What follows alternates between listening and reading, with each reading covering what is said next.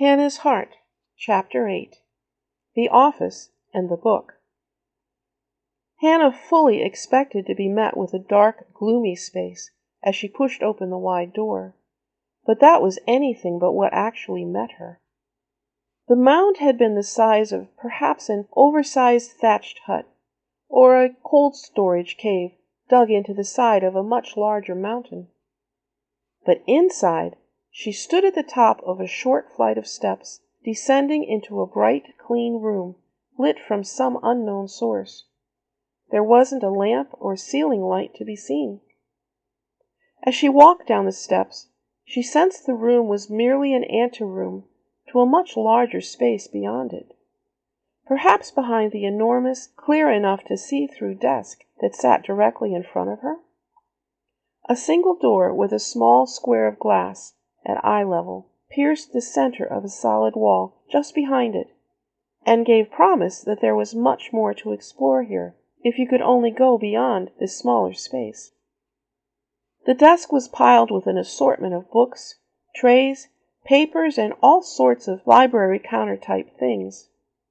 An angel, surely that's what he was, garbed in a dark green robe snugged around the waist with a braided white rope, was seated on a rolling chair pulled tight to the desk.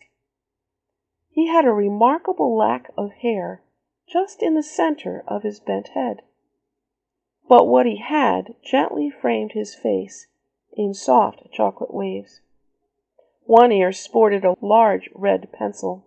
He was writing furiously with a black one. A long eagle quill pen and a reservoir of ink perched on a soft gray pad to his right. There were pages disarrayed at all angles covering that side of the workstation, with chicken scratch writing filling the entire surface of each sheet. A machine, similar to a computer, rested on the corner of the desk to his left. Each time the angel finished writing whatever it was he was doing, he would hold the page up near the front of the monitor-looking part, and it would disappear. The computer machine would quietly whir and make rapid tapping sounds in between, obviously doing something to the work the angel was completing, and soon a new page would appear on the desk in front of him. While this was curious enough, what caught Hannah's immediate attention was that there were no wires to be seen anywhere. Wow, she thought. Dad's computer has wires all over the place. Geez, how many times has he complained about us tripping over them? He even duct taped the printer cable to the rug last week after Evan almost knocked it off the stand. But not on this desk. No cords, no plugs, no sockets in the wall for that matter. The angel was oblivious to her presence. This work he was doing was an absolute clash between medieval days and the present. Or the future? Because she couldn't see anything that looked like a mouse, a keyboard, or a printer. She must be imagining that those papers were appearing out of thin air. There had to be a connection there somewhere. She stood in front of the desk, furtively looking around, waiting, beginning to wonder what to do next. Dear, oh dear, oh dear! Great Mekodishkim! The figure at the desk began to talk to himself in great good humor. You truly do know how to stretch an angel, don't you? Who would have thought you'd assign me to such a thing? His voice trailed off to a chuckling mutter. Another piece of paper slid in place, and he began writing again. Always learning, always growing, that's my motto. You sure took me at my word this time, oh yeah. He grabbed another piece of paper, and had just readied his hand to continue writing when he realized he was not alone in the room. Oh! He exclaimed, slapping the pencil down on the desk. It rolled and dropped to the floor, bounced twice on the eraser head, and disappeared like a diver hitting deep water. Well, well, well, I've been expecting you, dear. He smiled at her quickly, then leaned over to search for the pencil. Talking to the floor now, he rambled on. Just trying to keep up with a little bookwork while we're waiting. A little scribing, so to speak. Notes all over the place here. Notes for this one, notes for that one. Oh, I just have to keep it all in order. That's the main thing, keeping it all in order. He jabbered more quietly now, to no one in particular. He wasn't looking at Hannah, nor was there anyone else in the room. She suspected he'd forgotten she was even there, but he was so sweet and endearing, Hannah couldn't help the smile gathering in one corner of her mouth. The pencil on his ear began to slip forwards as he moved his head, still searching. "You're losing your—" she pointed out about the same time he grabbed for it. Unsuccessfully straightened and watched this one roll under the door into the next room. Yes. Well, remembering his guest, he gave her a small, apologetic smile. "They keep telling me I need to learn more about this machine here." He eyed the computer with a suspicious glance. "I just don't know. I just don't know. I tend to be a little old-fashioned then, don't I?" One eyebrow rose while he scanned once more for the first pencil, followed by a quick grunt. Francis never wanted any of this stuff either. Well, not that he had it available while he was in his earth body, you know. But even now he's not for all this fast stuff. I must say I can't agree with him more. Giving up the search, he looked fondly over at the quill and ink, reaching over to draw it just a little closer to the paperwork. I slip together more easily with his kind than you modern ones. Clutter apparently disturbed him.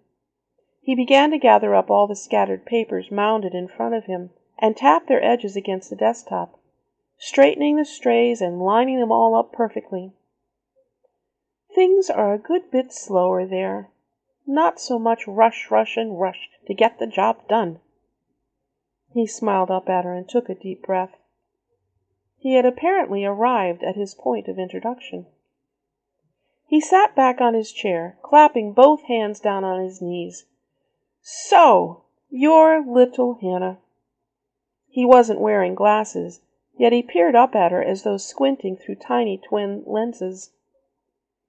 She waited a few moments, assuming he'd have more to say, but now he just sat there with a slowly fading, glad-to-meet-you smile on his face, and his eyes began to wander. "Yes!" She finally jumped to answer, perhaps a little bit too loudly. "I'm Hannah." She reached out to shake the curious creature's hand. "You say you've been waiting for me?" Her answer perked up his attention, but he ignored her hand. She pulled it back again, tucking it into one of her newly earned pockets. Yes, he answered absent-mindedly, and suddenly stood, looking around for something. "It was right here a moment ago. Now where—" His eyes fell on a small table just beyond the desk. "Ah, here it is." He walked over to retrieve a large, thick book covered with a deep scarlet, leather-like material, with gold embossing all along the edges. Decorating the cover were swirls and flowers and birds and bars in blue and green, orange, purple, and yellow. Her full name was printed directly in the center, in letters as tall as her fingers. Hannah Lee Grisandol James. And then a space was left empty next to it. The surprised look on her face coaxed him to lean in and whisper conspiratorially, "That's for when you get married, dear. Nothing to worry about now." He had been holding the book out for her to examine. It appeared heavy, and his hand started sinking towards the floor. "Ad and I would like you to look at the first part of this book, if you would, please." He presented the idea to her rapidly. "When will she take it?" with a solemn smile. The heavy tome continued to drop, and with a sigh he hoisted it up into both arms, freeing one long arm to point. "You can take a seat right over there and open it." As before, Hannah just stood there, wondering if he was finished yet.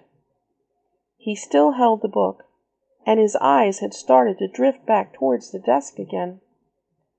I have work to do. I have work to do. What do these human creatures think, anyway? A thought niggled at him. There was something else he was supposed to say to her, wasn't there? Oh, bless me, I'm so sorry. What you must think of me. Dear, dear, what you must think. I meant to tell you. You will know what to do after that. That's the last thing. Yes, yes.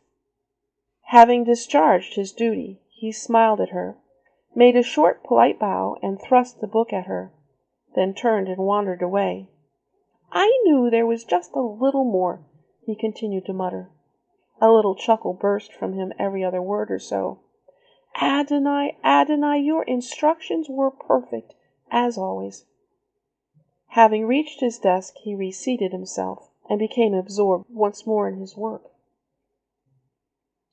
Know what to do after I open a book? Hannah quizzed herself. Shrugging, she settled the volume more securely in her arms and started to walk the way he'd pointed. Whatever can he mean by that? It was so silly a thing to say to her of all people. She rolled her eyes and kept walking, not wanting to befuddle the poor dear any more with questions. He's not exactly a fountain of information, anyway, she giggled to herself. She reached the corner of the room where a straight-back love seat had been placed behind a long, low table. The book looked like it would extend nearly to the same width when it was opened, so she placed it carefully in the center of the polished top. Taking a seat, she glanced up at the angel. He never did tell me his name, though, she thought. I wonder what it is. Immediately, a tiny paper with the word Sofer lay on the cover of the book. Oh, she blinked. As soon as she had read the note, it disappeared again. I see, she spoke quietly. Thank you. She looked up, but Sofer's head was intent on the work before him. Whoever sent that? Her eyes sparkled now as she considered what lay before her. Just opening the massive book felt like an adventure, and a thrill ran up inside of her. She was so curious about what might be inside. She held her breath a little, savoring the moment. It was always this way with a new book. She knew she held in her hands a myriad of things.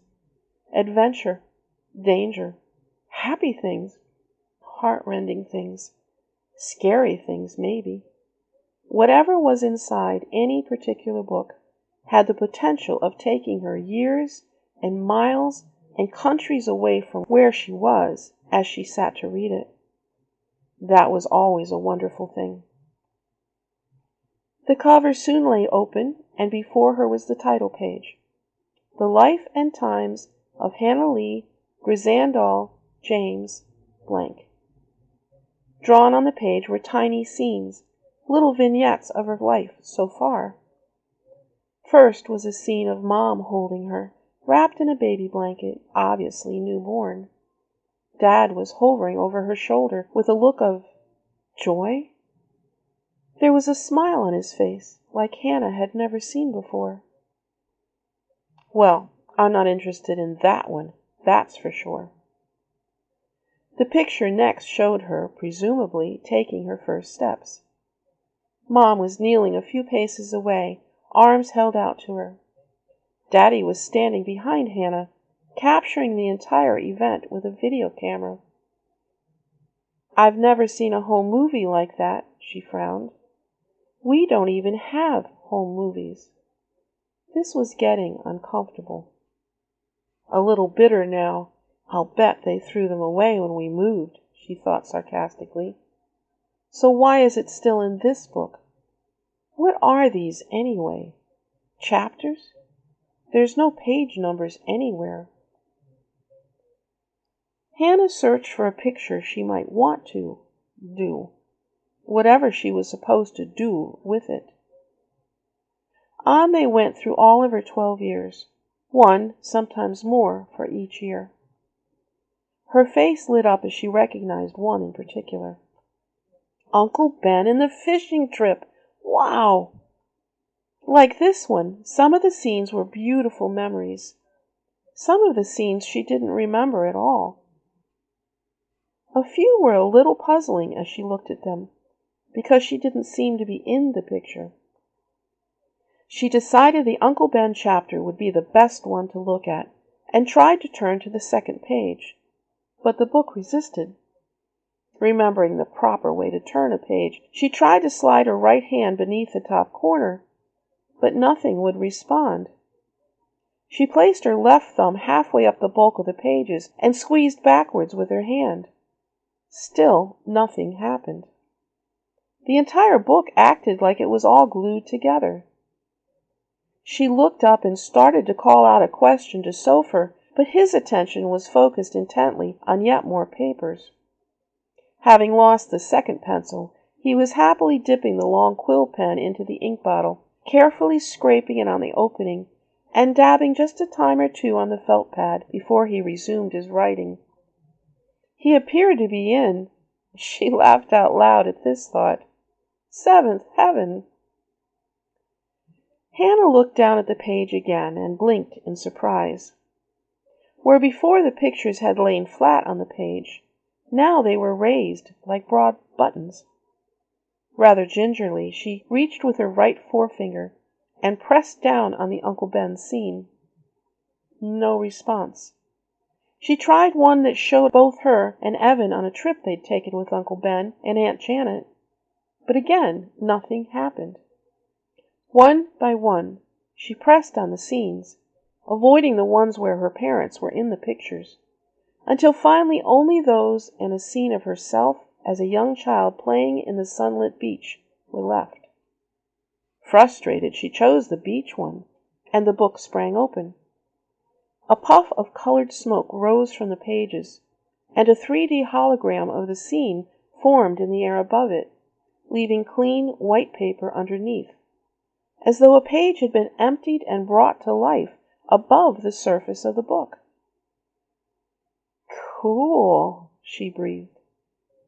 Before she could think any further, the scene appeared to grow, and grow, and grow, up and around her, until soon she found herself no longer watching a tiny display, but surrounded full-sized by the scene, standing amidst the participants. She vaguely remembered the occasion, although it lay deep in her memory, a treasure once enjoyed but buried under an avalanche of misery. She'd been about 4. Evan hadn't been born just yet. Weeks before, Mom had gotten a book from the library about going to the seashore, and Hannah had been coaxing to go there, Mommy. Daddy, please, we go there too. Early one morning, Daddy had announced to her that he and his favorite princess were going on a special outing, and after breakfast they had led her to the car. As they rode, he explained that he had planned a whole week for them to spend together, just Hannah, Mommy, and Daddy. They were going to a faraway place called Virginia Beach, where they could see all the things she and Mommy had been reading about in her book. Hannah did remember the long car ride. To keep her occupied and content, they'd stopped at a small petting zoo and visited several other local attractions along the way. It had taken 2 days of traveling, but finally they'd settled into an apartment right on the ocean front. The beach lay just the other side of a huge sliding glass door, and they had spent this particular afternoon in the sand, burying Daddy and making a sand castle with a wide moat of water Mommy filled with her little buckets. Come on, sweetheart, she could hear her hologram mother coaxing. Her memory returned as though it had been freed from a cage, and suddenly Hannah in the office found herself immersed in the experience. She was standing just at the edge of where the water met the sand. She could feel the heat of the sun on her back, hear the waves crash, and the wha, wha, wha of the seagulls overhead as they searched for a clam to swoop down and snatch away. Little Hannah was afraid of the roar of the ocean, of watching the pull of the receding water drag things down into and under the waves. She didn't want to even touch it with her toes, much less walk into where her mother kneeled in the foamy water. "You can do it. You can do it. Come on." Mommy reached one hand towards her, not 3 feet away. "Don't be afraid," her mother continued to coax. "I'm right here, sweetie. I'll catch you." A sharp pang of sweetness, a long-forgotten memory of her mother's tender love hit Hannah, and it actually made her heart hurt. Before she could think more about it, she heard her father chime in from behind her. "Hannah, love, take my hand. I've got you." Love. That word again. An air of love swirled around her like a warm blanket. She was 4 again. Safe, innocent, beloved. Becoming one with the scene, Hannah reached out both arms towards her waiting mother and welcomed the joyous celebration as she dared the tiny waves to fall into Mommy's arms. Felt the warmth of Daddy's hand patting her back in pride and approval. Eyes closed, she smelled anew the familiar fragrance of her mother's skin, reveled in the loving touch of her father's hand, warm and sandy from the shoreline. She began to sway a little with the motion of the waves striking against her mother's body. "This is what love feels like," she smiled. Her heart hadn't forgotten, even though her mind had blocked it away. She longed to stay there forever. Without warning, the old familiar voices of suspicion and mistrust thrust into Hannah's mind. "No!" one screamed at her. "This isn't real. Not anymore. It's all a game being played on you. You know how your parents feel about you. It's all lies. Lies. All lies." A different voice took on a smug growl. "It's gone. You aren't really doing any of the things you just imagined. Don't you see? That was then. This is now. They don't care about you any more." Immediately, in response to the dark whispers that had exploded in her mind, the scene whisked away, the writing returned to the page again, and the book slammed shut, jerking itself out of her hands. She could feel the warmth, the deep love that had been washing over her, slowly sliding back out of her heart, until all that remained was a cold shiver deep in her soul, and the gentle tap-tap-tapping of the machine across the room. It was so massive a sucker punch, she couldn't even think, couldn't process the swiftness with which one thing fled into the other. Mindlessly, she stared at the closed book, trying to breathe again. What she didn't know, and couldn't see, was Kamali. Hidden from her eyes, he was pulling very firmly on a leash and choker chain attached to an ugly dog-like creature that crouched on her shoulder. His pull had stopped it from spewing any more lies, but the damage had already been done. It had been allowed, Kamali knew it, for the sake of the teaching, for the sake of his healing. Still, he hated it for her sake. With another powerful jerk, he flung the creature out of the dimension they were in, back into its own, and it flew howling through the air. Tears welled up in Hannah's eyes. Something within her yearned for it all to come back. A still, quiet feeling inside urged her to consider letting it. Something else inside was hot and burning, sharp and prickly. More out of habit than real conviction, she shook her head hard and made her decision. No, I don't care what happened years ago. Now is what matters. She spoke to herself fiercely, hands clenched into fists, her mouth drawn up to stop it from quivering. With a bitter laugh she ranted on, needing to convince herself of the righteousness of her wrath. Love? They never loved me. I don't care what happened to them. You don't just stop loving someone. You don't start treating someone you love like they do. She'd cast off her chance to think clearly now. Her decision to roll with the bitterness deepened. No, look how they treat Evan and I. Love? They've taken away everyone who really loved me, really loved us, sent them away, drove them away. What does it matter what happened forever ago? One last glimmer of a thought that maybe she was being too harsh floated through her thinking, but reason pushed it aside and took over again. Even if they did then, they don't now. So what does any of it matter? Like a piece of softened clay left carelessly out in the sun, what had been a slowly opening heart shrank back to become hard and unmalleable once more. So far, everyone she'd met seemed to be able to read her mind, and there was no way she wanted that to happen now. Afraid Sopher would look up and see her face, sense her distress and anger, she flung herself up from the chair and rushed for the steps, stumbling up the first one and nearly landing on her face.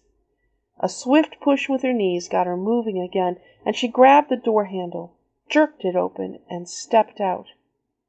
She needed to find Jesus and make him explain. She needed to make him understand that it was all, oh, so very nice, thank you. But this was impossible. This couldn't be true. She wouldn't accept it, wouldn't allow some magic book to soften her heart. She was fully back in reality now.